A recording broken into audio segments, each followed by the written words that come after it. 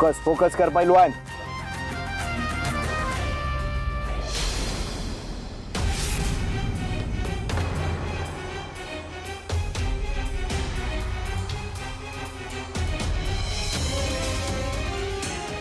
पायानं आकडी टाकण्यावर भर दे पैलवान.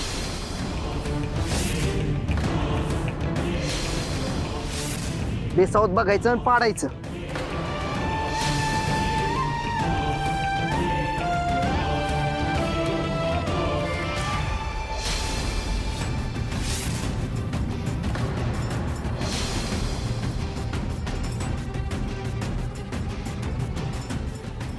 काय चाललंय पहिलं?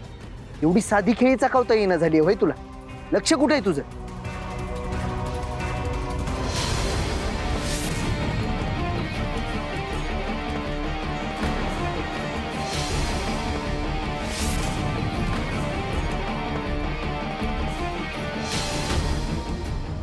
तुम्हाला आता आश्चर्य वाटत असेल नाही की वीरू आणि प्राजक्ताला अकादमीच्या कामासाठी मी होकार कसा काय दिला. पण मी होकार दिला असला ना तरी माझ्या मनातली भीती काही कमी झाली नाही. कुस्ती खेळताना लेकरांच्या जीवाला काही झालं तर. पण आता मी भीती ठेवली बाजूला, कारण लेकरच इतकी हट्टाला पेटली, त्यांना नाही तरी कसं म्हणू मी. मला जरा उशीरच झाला त्यांचं म्हणणं समजायला. माफ करा मला. तुमच्यासारखा त्यांचाही जीव कुस्तीतच अडकलाय. तुमच्या सपनाकडे मी जाणून बुजून डोळे झाक केले, पण त्यामागचं कारण तुम्हाला ठाऊकच आहे. पण आपल्या सुनेनं माझे डोळे उघडले. आता तीच तुमचं सपन पूर्ण करते की नाही बघा. कोल्हापूर सवाईचा किताब यावर्षी आपल्या घरी येणार म्हणजे येणारच. कारण त्यासाठी तुम्ही जसे वीरूच्या पाठीशी उभे होतात ना, तशी मीही आता प्राजक्ताच्या पाठीशी उभी राहणार आहे खंबीरपणे.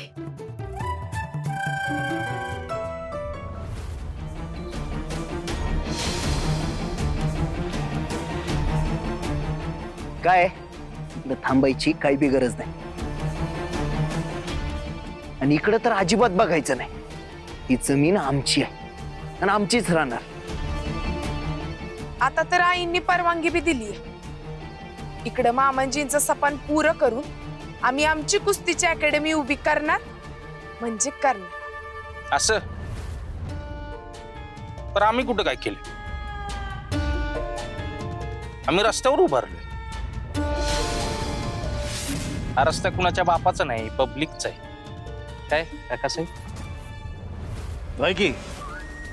आणि रस्ता काय या जमिनीवानी भीक म्हणून दिला नाही तुला तुझ्या बापानं?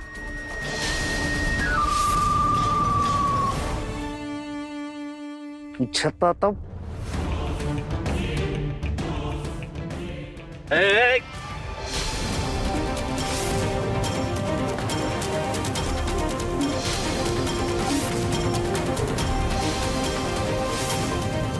अरे काय म्हणलं होतस तू?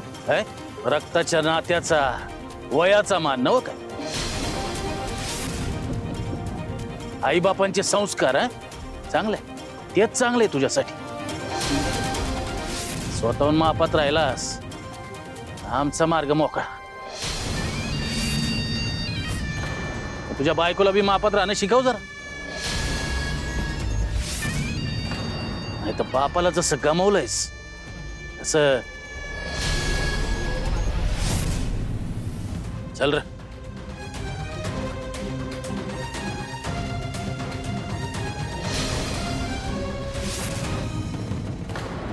हाग्या दम द्यायला आलती बेनी. जाऊन द्या वाजता. तुम्ही नका त्यांच्याकडे लक्ष द्या. त्यांची बोलती बंद करायचा एकच मार्ग आहे, कुस्तीचं मैदान मारून दावायचं. चला आपण आपला सराव करूया.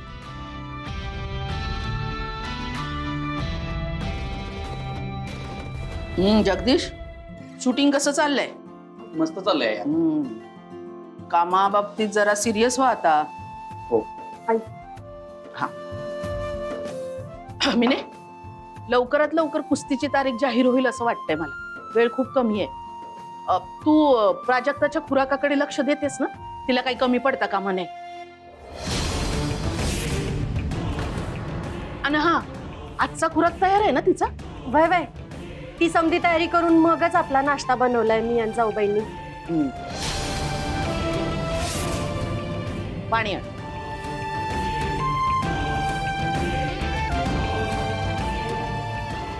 आई नाही, वीरू आणि प्राजक्ताचा कुस्तीचा नाद मला पहिल्यापासूनच माहिती आहे. तू कधीपासून त्यांच्या नादाला लागलीस ग? का? तुला काही अडचण आहे का त्यात? मला कसली अडचण असणार आहे?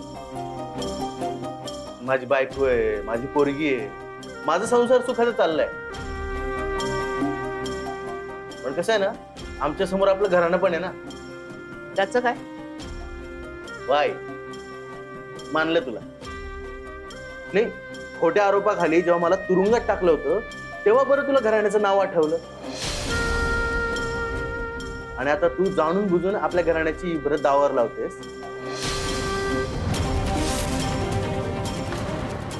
नाही, आता तू म्हणतेच म्हणून तुला आठवण करूनच देतो.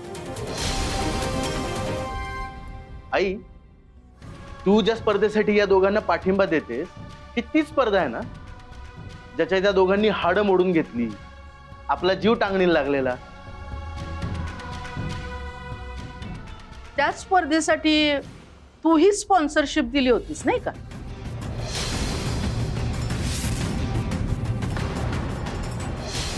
आई, ते साधं सरळ बिझनेस डील होतं. पण आता हे दोघं जीवासकट आपल्या घराण्याची इब्रत सुद्धा दावावर लावतायत. अगं आई, तुझा मुलगा कोमात जाऊन आला या स्पर्धेमुळे. त्याची बायको म्हणजे तुझी सून, तिने तंगणं मोडून घेतलं. तरी पण तू त्यांच्या कुस्तीला आता पाठिंबा देतेस. घरावर आलेलं एवढं मोठं संकट प्राजक्तानं परतवलं, जे तुम्हाला कुणालाच दिसलं नाही. म्हणूनच मी तिला बक्षीस म्हणून सांगितलं होतं, तुला हवं ते माग. आणि एकदा शब्द दिला म्हणजे दिला, तो पाळायलाच पाहिजे. आणि मी ऐकलंय जर प्राजक्ता ही स्पर्धा जिंकली तर तू कुस्तीच्या अकादमीची घोषणा करणार आहेस? हो.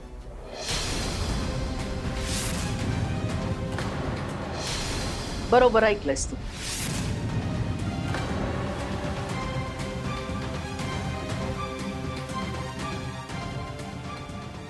मग स्पष्टच विचारतो, घोषणा करणारच म्हणजे नक्की काय?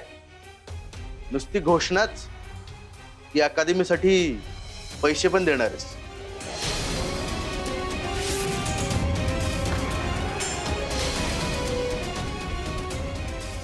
करीन, पैशाचीही मदत करीन. शेवटी तुमच्या बाबांचं सपन पूर्ण करण्यासाठी धडपडतायत ना ती दोघं. ओ सॉरी, नाही विसरलोच होतो. या घरात तुम्हाला कधी सख्या मुलासारखी वागणूक दिलीच नाही ना, त्यामुळे बाबांनी माझ्यासाठी कवाबी सपान बघितलंच नाही, नाही का?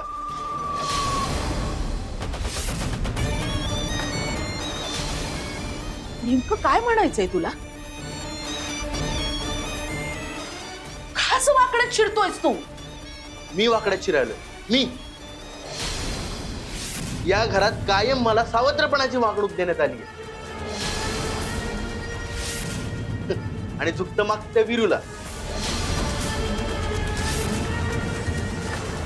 तरी पण मी वाकड्यात शिरायलोय? वा, तुला केव्हा नाही मदत केली मी? त्या मदतीचे चांगले पांग फेडलेस. अफरातफर करून तुरुंगात गेलास. नाईलाज का होईना तुला सोडवण्यासाठी पाण्यासारखा पैसा खर्च केलाय मी, ते आठवत नाही तुला? मग उपकार केलेत माझ्यावर? तसंच समज अवतार.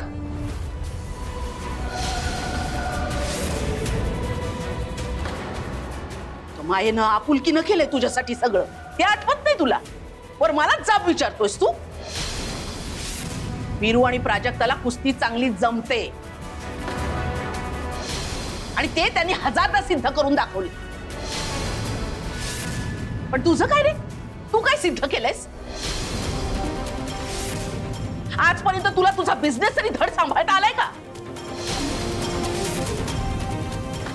That is that Shiralkar.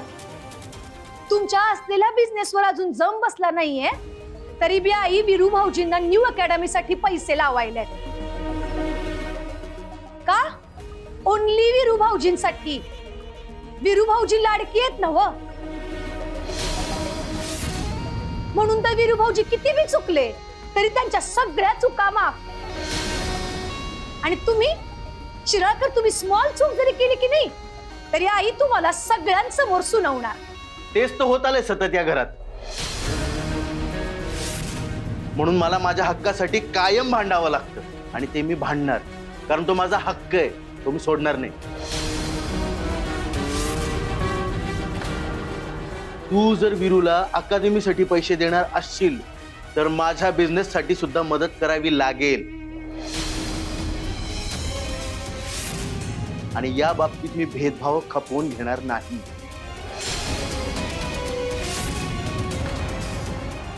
नाही म्हणजे हा भेदभाव. आता मदर म्हणल्यानंतर तिला एव्हरी चिल्ड्रन वरती शेम टू शेम प्रेमाचं लव असायला हवं ना. All children equal equal. मी टेलिंग शिराळकर, सखी नंतर आपल्याला सेकंड बेबी झाला की नाही तरी आपण त्या दोघांमध्ये असं डिफरंट भेदभाव करायचा नाही. त्यांच्या जीवानी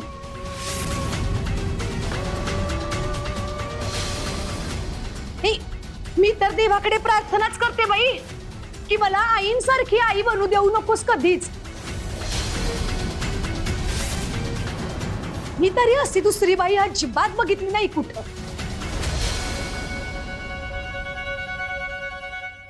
जग्या मिनू,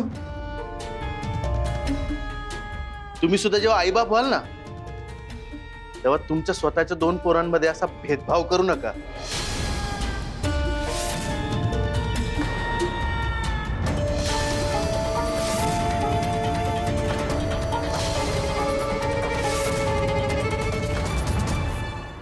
तुमची तयारी असू देत अगर नसू देत, स्पर्धेचा फॉर्म भरावाच लागतो. प्रत्येक गटामध्ये आपला पैलवान असायलाच पाहिजे. या स्पर्धेचा असा गवगवा करायचा ना 70 mm. काय काका साहेब, या तू.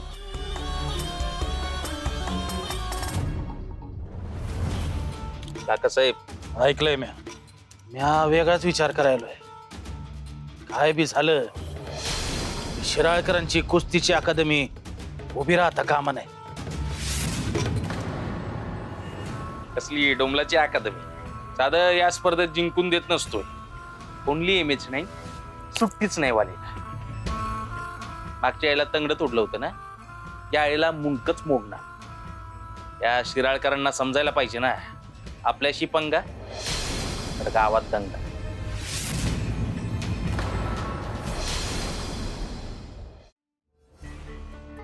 मीने धरबाई, खुराकाची अंडी रेडी झाली आहे उकडून, तेवढी सोलून ठेव. हा, मी दूध गरम करून आणते. कसं आहे, पैलवान कपल कधी बी येईल ग घरला तेव्हा त्यांना रेडीमेड खुराक मिळाला पाहिजे टाइमात. आपल्यामुळं उगाच उशीर नको.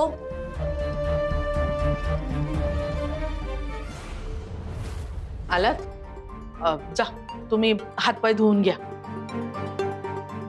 आणि खुराक पण खाऊन घ्या. मीने, खुराक तयार आहे ना? बर, हे काय अंडीच सोलतीये. जाऊ बाई, दूध तापलं असेल तर घेऊन या लवकर. वीरू भाऊजन प्राजक्त आलेत.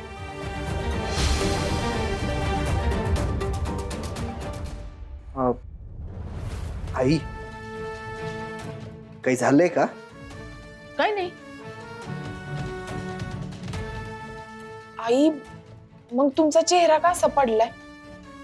अगं खरंच काही नाही, ते उन्हामुळे जीव जरा कासावीस झालाय, बस बाकी काय एवढंच ना बाब. अहो मग तुम्ही आराम करा की, आम्ही जातो फॅक्टरीत. नाही, फॅक्टरीत मीच जाणार. तुम्ही आराम करा. तालीम कशी चालली?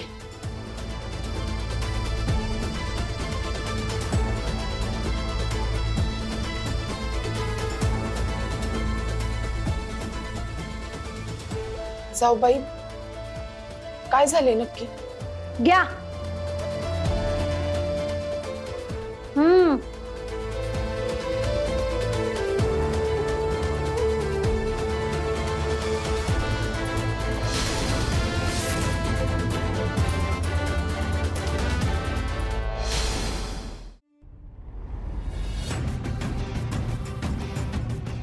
मीनूताई, अहो तुम्ही तरी सांगा नक्की काय झाले? ते आई तुम्हाला अकादमीसाठी मदत करणार असं म्हटलं ना बघ. मग भैया भाऊजींनी बी त्यांच्या बिझनेससाठी मदत मागितली. त्यावर आई नाही म्हणल्या तर भैया भाऊजींनी रागात जरा आईंना सुनावलं. जाऊ दे मीने, आम्ही आमच्या हक्कांसाठी जरी काही टेलिंग करायचं म्हटलं की नाही तरी पब्लिकला सुनावलं असंच वाटतं. मी शिराळकर म्हणतात तेच खरंय. आम्ही सावत्रच आहे या घरात, आउट हाऊसच आहे इन हाऊस असून सुद्धा. एनिवेज प्राजक्ता, तू बस. अंडी उकडून ठेवली आहेत, तुम्ही तुमचा खुराक करून घ्या. फक्त जरा सोलायची राहिली आहेत अर्धी, तेवढी सोलून घेशील ना? व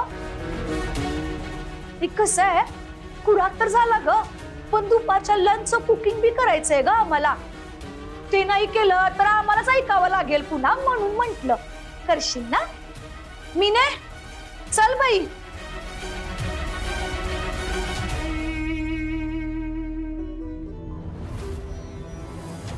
पैलवान, तू नगर लक्ष देऊस.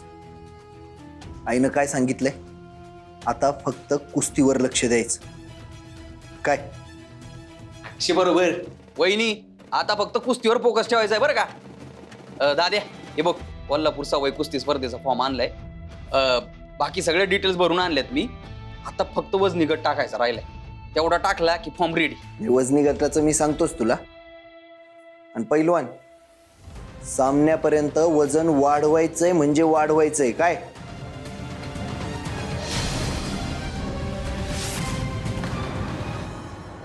78 किलो, 78 kg या वजनी गटात एंट्री टाकली आहे पैलवान प्राजक्ता वीरेंद्र शिराळकरनं. टाकू देत की मग. च्या विरोधात अशी पैलवान उभी करतो ना, या वेगळाच डाव खेळायला. ती स्पर्धेत उतरूच शकणार नाही. त्याच्या अगोदरच बाहेर काढेल मी तिला. ते कसं काय? आहे माझं एक प्याद, लावलंय मी कामाला.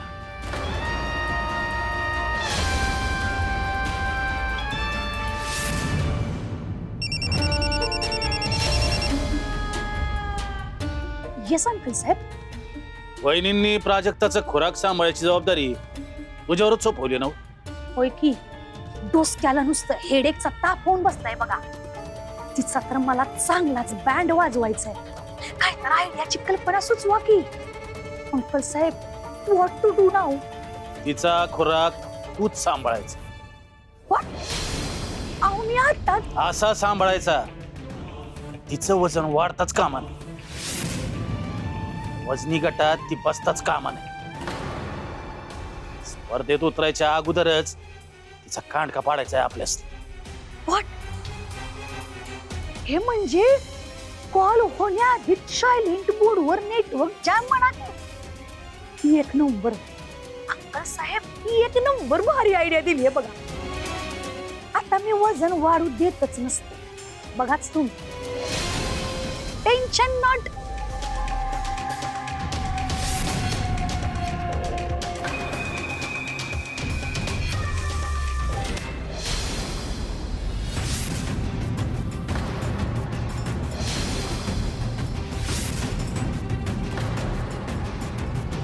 जाऊबाई,